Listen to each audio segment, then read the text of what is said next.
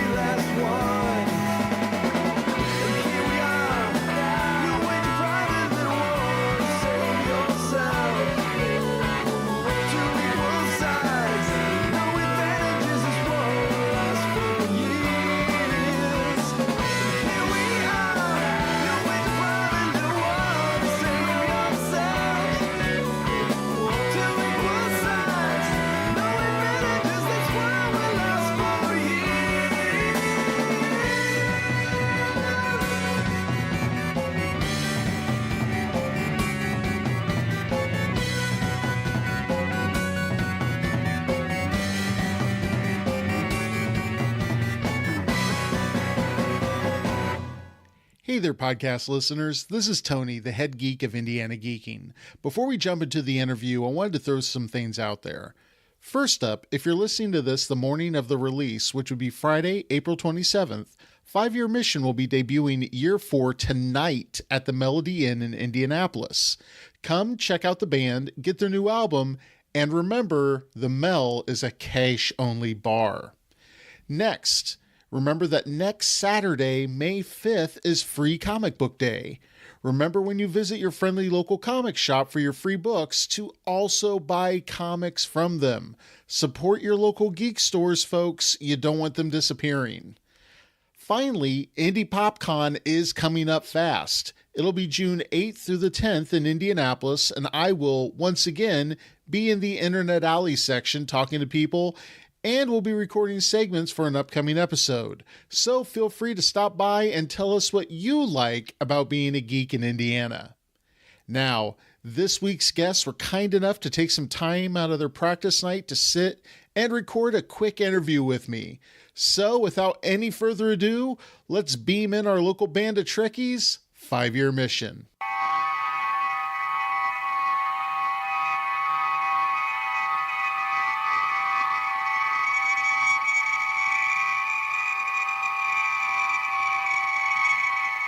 This week we have another set of musical guests, the local Star Trek band 5-Year Mission. So, gentlemen, I'll let you go around the table, introduce yourselves. I'm Chris Spurgeon. What? Real names. Real names.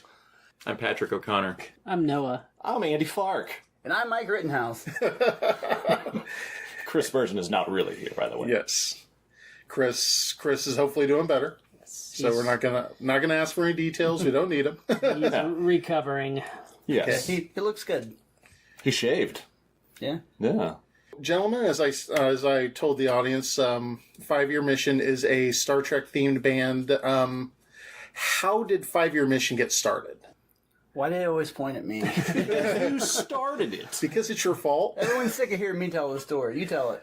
So one day Mike had this daydream about doing an X-Files band, and then it evolved into doing a Buffy the Vampire Slayer band, but then he decided that wasn't such a good idea since Patrick moved to California, and then he said, hey, I watched a lot of Star Trek lately, so I'm going to start a Star Trek band. And then he started recruiting people, and I'm not going to go in the exact order of how people were recruited, but... I was first. You always got to be first. I gotta get some credit somewhere. Okay, fine. And so is that why you went with the original series as opposed to something like Next Generation or Deep Space Nine or anything like that? My original idea was to do a song for every episode of Star Trek. So, like, 750 of them. We were just starting at the beginning. Okay. So was that also going to include the animated series? And Yes. It still might. Yeah, we're planning on it. But I know you guys always get asked, what are you going to do after you're done with the 3 seasons of the original series? We're not going to ask that. Back to your place. So, now, I know part of the reason we're sitting here talking today is because, as we're saying here, this week, your new album, Year 4, has dropped. In fact, for those of us that were part of the Kickstarter last week, we got the early digital download. Ability to download the WAV files. They are fantastic. Going to talk a little bit about those. I downloaded them last week, and I've been listening to them all weekend and at work today. Nice work. Thank you. Thank you. So, Thanks for your money. well, it wasn't a ton. In fact, I think with some of us, you might have lost with the T-shirts and the extra. True. I'm still looking forward to the calendar. Yeah. That's right. Are you? Are you really? As far as the listening audience is concerned, yes. Okay, good. All right.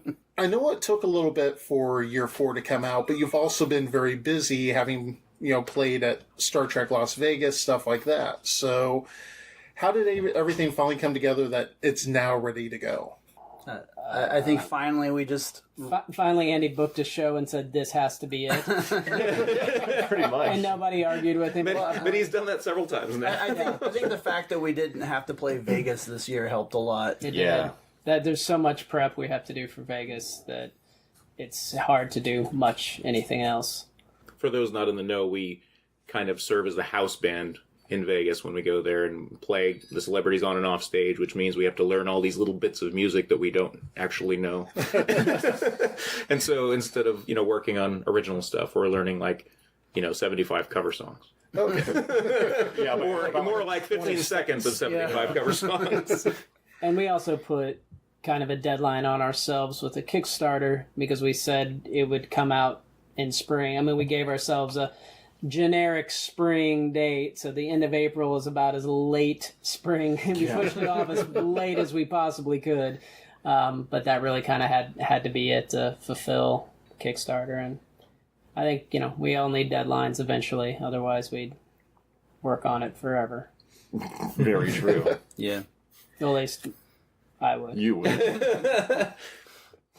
Well, I know one thing that's been really cool about Year 4 is as you've been working on everything, you've been putting up posts on your website, 5yearmission.net, it'll be in the show notes, you've been putting up deconstructing each song. Mm-hmm. So it made it really easy as I was listening through to see, and I know it's saying spoiling an album is going to be weird, but there's some stuff on there like Spock's Brain, which you had already done an album for, so you did something a little bit different. Just a little. On Just the a little CD. Just a little. You know, I will admit it's a little jarring. But still.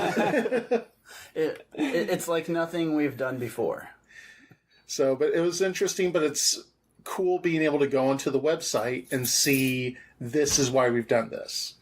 But you haven't done this for every song. Like, I was listening through and noticed, yes, I have notes because I have the memory of a goldfish. Like, by any other name. I thought it was very interesting because I was getting a very Dropkick Murphys Flogging Molly vibe from it. Yeah. So before I clocked into work today, I went to the website and checked, and lo and behold, was the inspiration for that one. Yeah. I'm very glad to hear you got that reference, Tony. Well, especially because there was some dissension within the band. Well, especially because as we've talked about before, I'm not really big on picking up references and what people are inspired by in music. Mm-hmm. So one of the things that I really thought was interesting was Day of the Dove. Mm-hmm. Really reminded me of Trouble with Tribbles Part 4 from the Trouble with Tribbles EP. So whose idea was it that Klingons equaled the Beastie Boys? That's Mike. That's all Mike. Be Mike. Yeah.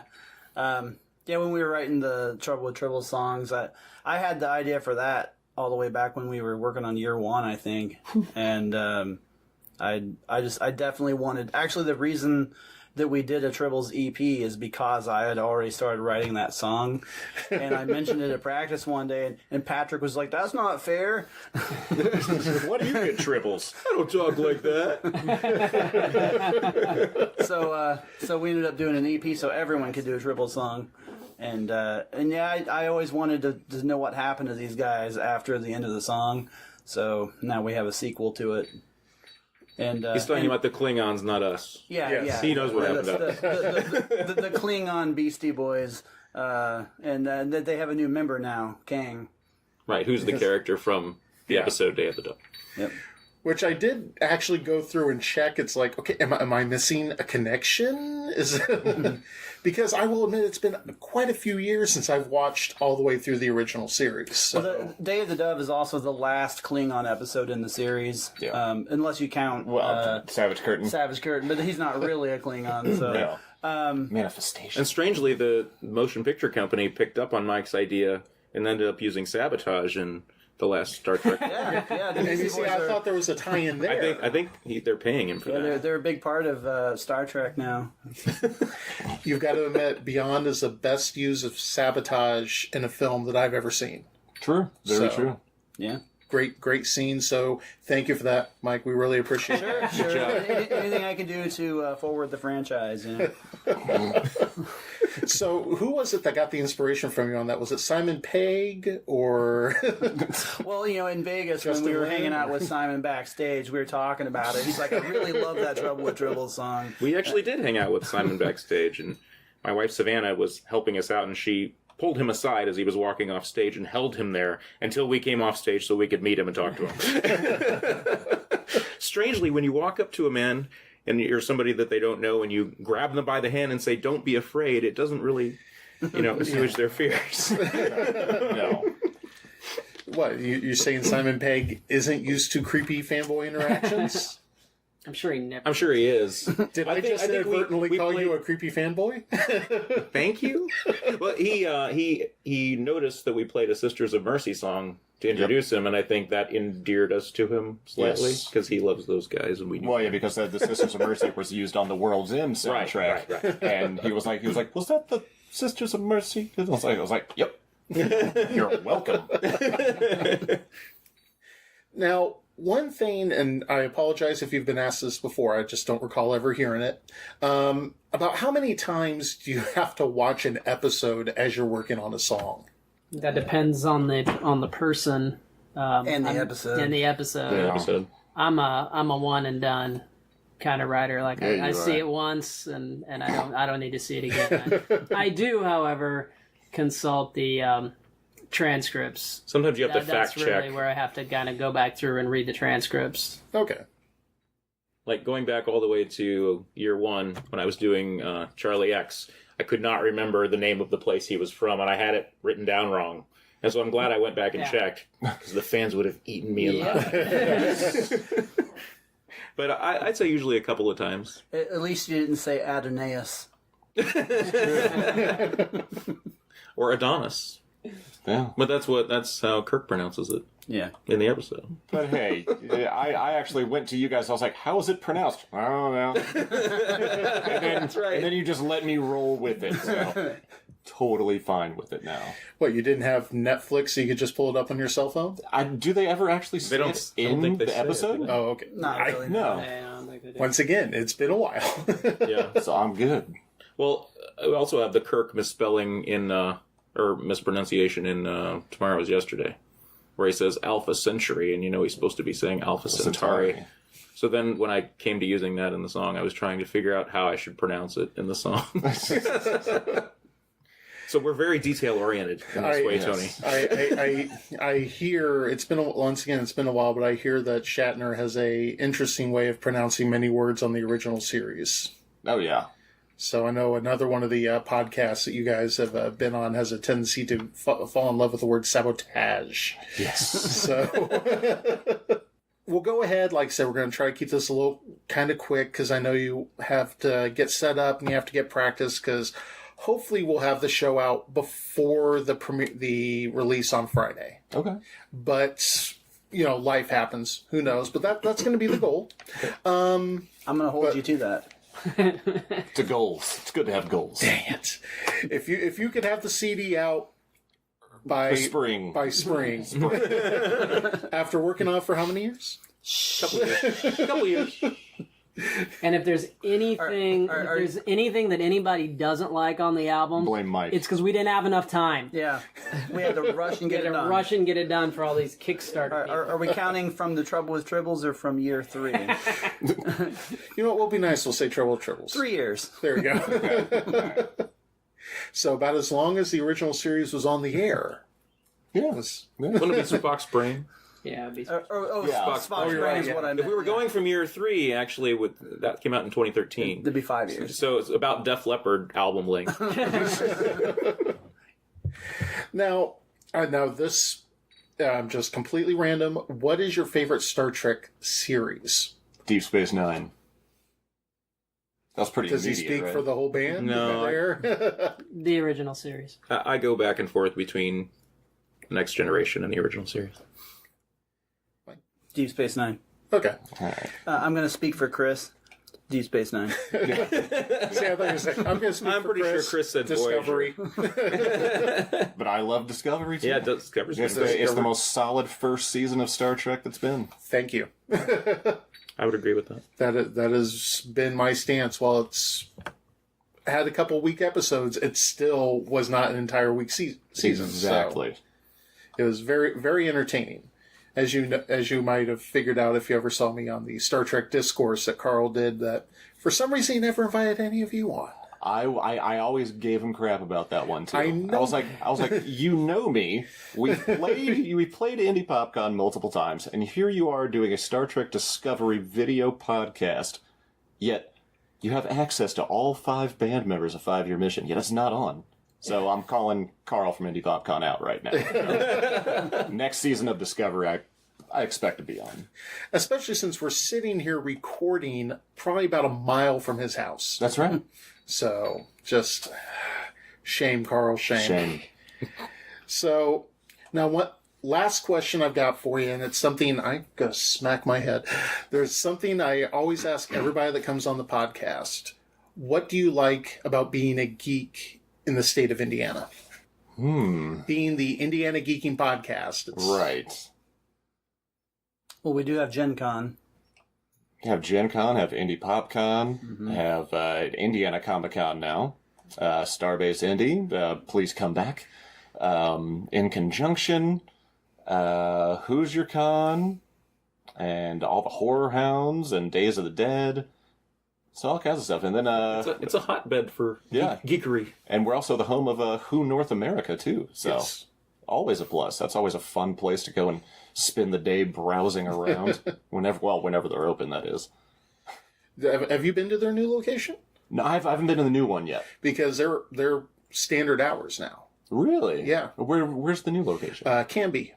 Oh, okay. I've driven past it then. Okay. Yeah. And then there's Think Geek. Oh, yeah.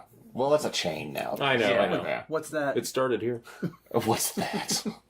I believe the chain started here. Did it not? No. What am I thinking of? I don't know. Oh.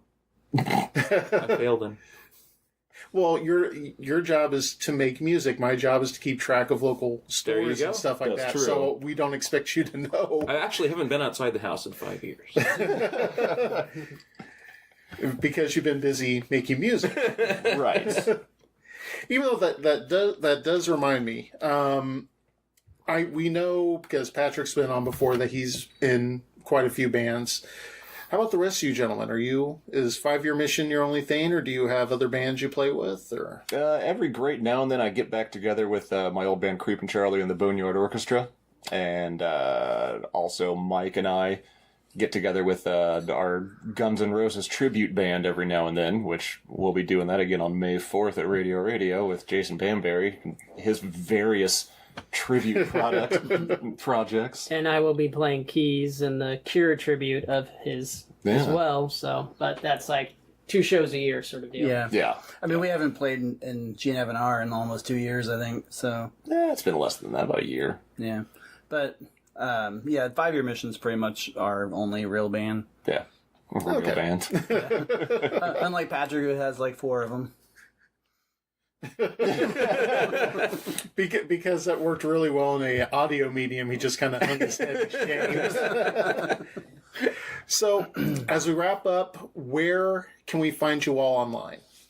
5yearmission.net. On Twitter, you can follow us at 5yearmission. That's the number 5. Same thing over on Instagram. And then 5 Year Mission on Facebook, but that's the word 5 on Facebook. Just because people keep on snatching up the other domains on us. Yes. Wait, is that why you're at a .net for the website? Yes, because the guy that owns 5yearmission.com is just sitting on it. There's no content to it whatsoever, and we're just waiting for that domain to expire so we can pounce. And watch, he's listening. He's like, I'm never going to let go. I just raised the price. 20 grand, geeks. So do you have any personal social media? I mean, I always view Facebook as too personal, but like any Twitter feeds or anything like that you want to give? At Andy Fark. That's the easiest one. I'm Classic Rittenhouse on Twitter. Are you now? Well, that's my name on there. Oh, yeah, sure. I think the actual thing is like _ Rittenhouse. Yeah. Yeah. It is. Yeah, it sounds right. And no, it doesn't do Twitter. I post on Twitter about twice a year. That sounds about right, too. Yeah. I think less for me. All right. Well, gentlemen, thank you for a little bit of your time. I really, really appreciate it. Thank you. Thank you, Tony. Thank you. Everyone, go ahead, stick around for the outro and the Patreon thanks, and I will catch you all later.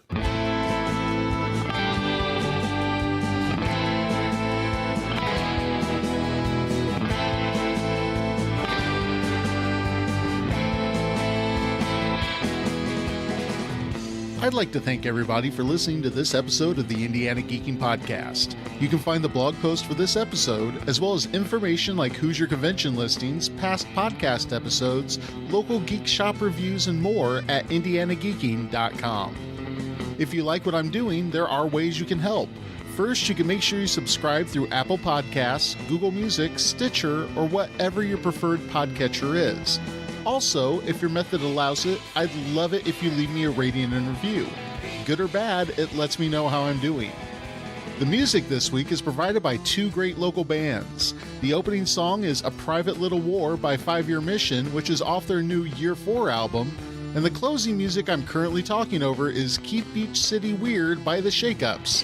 You can find links to both of these bands in the show notes, and remember, support local, friends. Of course, before I go, I want to make sure to give a huge thanks to my patrons for supporting the blog and podcast. One of their few perks is a shout out on the cast, and I'm more than happy to give love to Becca, Caitlin, Claire, Kayla, Gabe, Ginger, Mal, Michael, Rachel, Spencer, Taylor, Tommy, and Tyler for their support. Thank you all. And thank you all for listening. I'll see you next time, and always remember, live long and prosper, may the force be with you, and as always, be excellent to each other.